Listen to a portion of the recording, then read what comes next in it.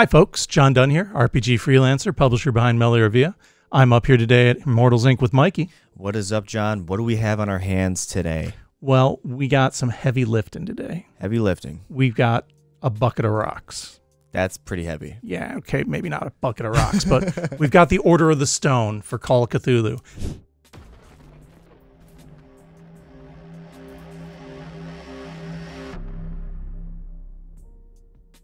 This is a new kind of brief campaign that they recently published.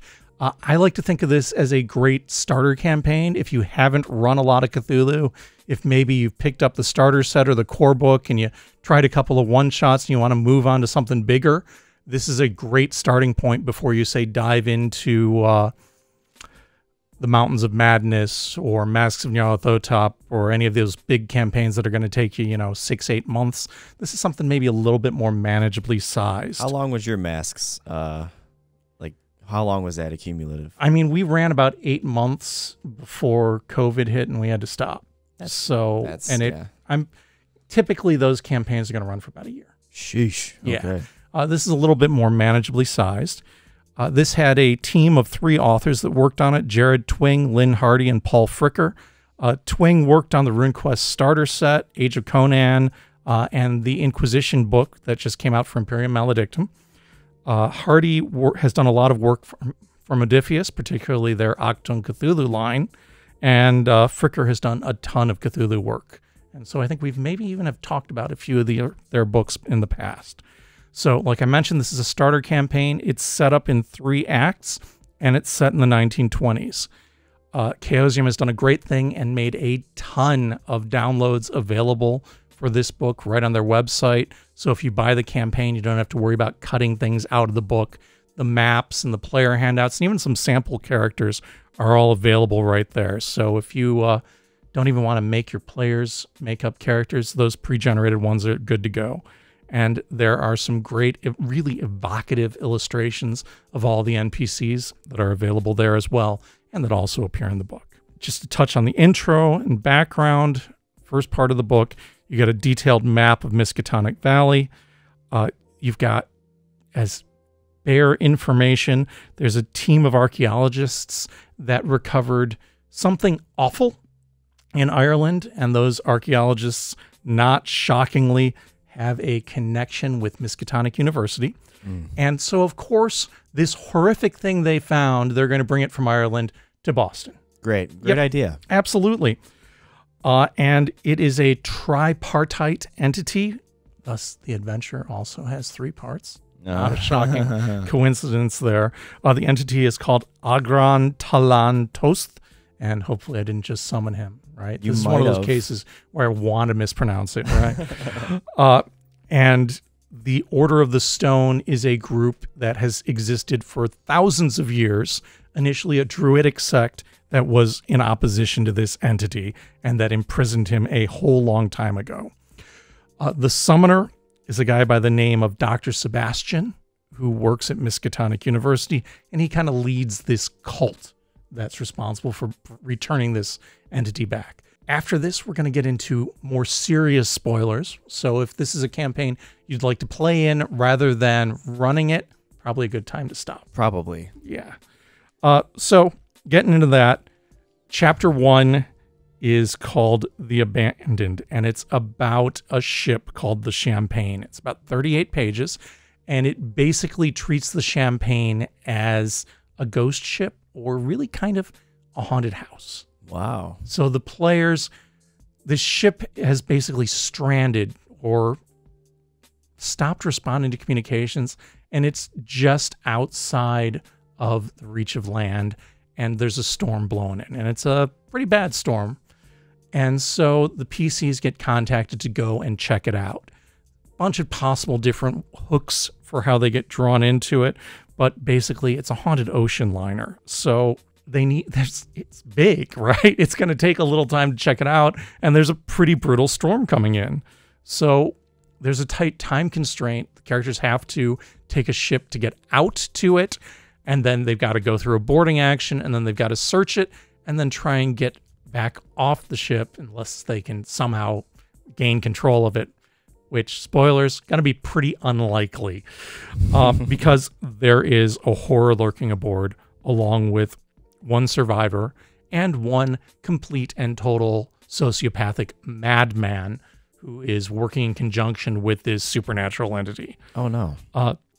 Along the way, the characters get to find some diary fragments that detail Dr. Bethel and how Dr. Bethel went completely insane in the face of this horrific entity. In all likelihood, the characters are going to be scrambling away from there as they sink the ship. Could come out differently, but they might all die horribly. There's a couple other possibilities there in between, but yeah, it's bad, right?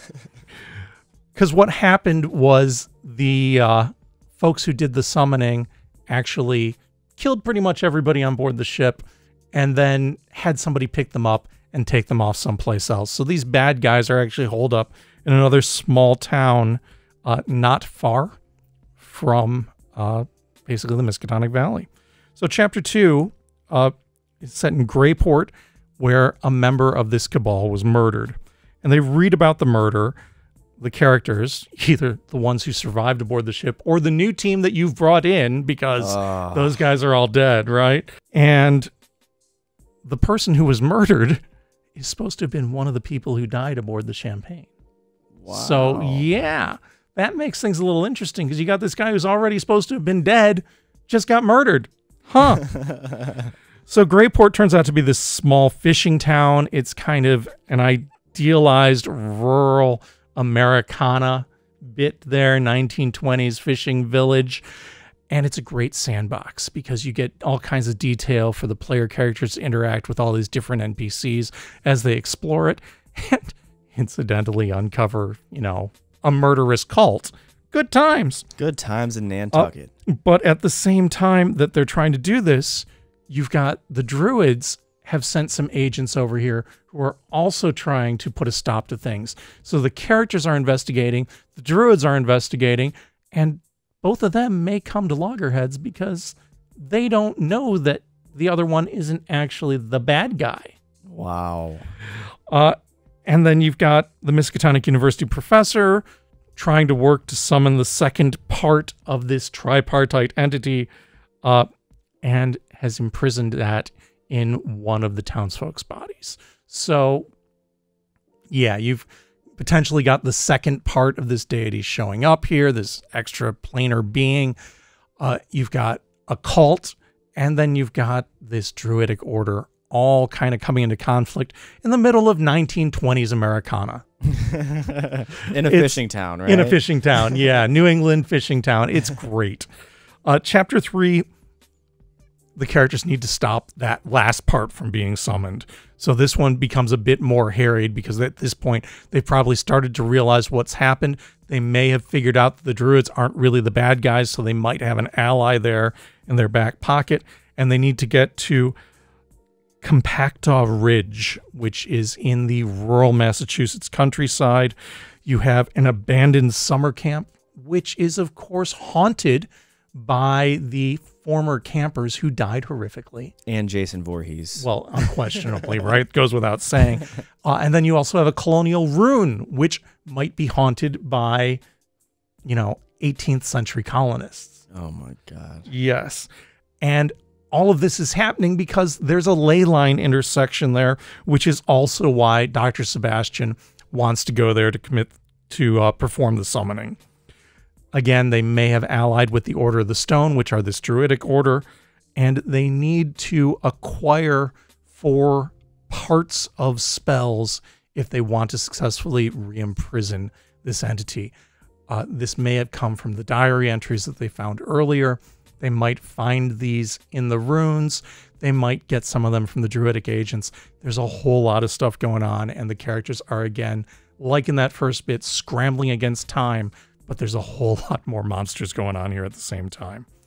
After that, we have an Appendix A, which presents some tomes and spells, and an Appendix B, which presents the crew of the Foggy Sea, which is a fishing vessel that the characters might interact with, or might even have been the career of the player characters, depending upon how you introduce them at the start. Wow. This is a 152-page hardcover. It's full color from Chaosium, $43. We got copies up here on the shelf at Immortals Inc. If you're looking for a kind of get your feet wet with Cthulhu, try expanding things and getting a campaign going, this is a fantastic book for just that. And the beauty of it is you've got this whole new entity, so the players aren't going to know what's going on unless they've read the book or listen to this podcast. Right. Very well said, John. This is such a great book that it gives me anxiety right now, and I'm not even remotely, we didn't even open the book. You might have summoned that entity when you were talking. Let's hope not. But thank you for coming in and talking about that. Till next time, folks. Good gaming.